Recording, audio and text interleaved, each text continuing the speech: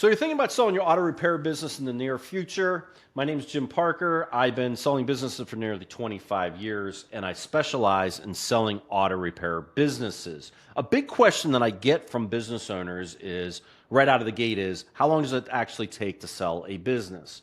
Well, the national average is that it takes 6 to 12 months to sell a business. So most business brokers, their listing agreements are for 12 months. I don't think it should take that long at all. My listing agreements are only for 6 months. And let me explain to you how you can increase, not only increase the chances of you selling your business, but you can maximize your sales price and you get the best terms possible when you do sell your business. One of the biggest mistakes that I see business brokers and business owners make is that they go to the market at a price that's too high. A lot of times business owners think that their business is worth more than it really is, and they take the approach of, let's test the market, let's throw it out there, we can always lower the price later. The problem with that mindset is you go to the market at that price, and what happens is that buyers look at your business and like, oh, it's just another overpriced business, and they move on and they never go back and look at it again because 4 months later, like, that business has been on the market for a while. Why has it been on the market for so long? Even if the price has dropped. And what ends up happening is after months and months and months of the business being on the market and after multiple times of that business being decreased, the price being decreased, you finally get one buyer that's interested in it, and they are throwing in a lower offer off the price that you've already lowered, and now you're negotiating and you don't really have much power in the negotiation because you're just dealing with one buyer.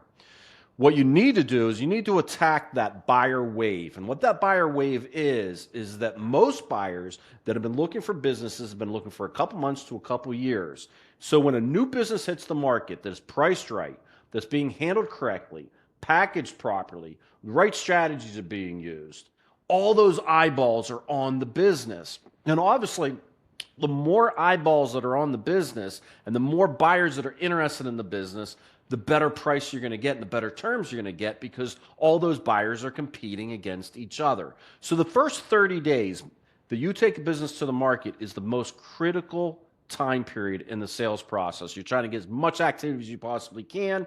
And the second 30 days, the next 30 days, what you're trying to do is you're continuing trying to get buyer interest, new buyer interest in the business, but you're also starting to convert those buyers from the first 30 days down the path even farther, getting them engaged with the business owner, you and myself, and getting questions answered and having conversations and starting to get offers in on the business. And obviously that's the best position you want to be from a negotiation standpoint, is when you have multiple buyers putting offers in instead of negotiating with just one buyer. The market has already been tested. Auto repair businesses are sold all the time.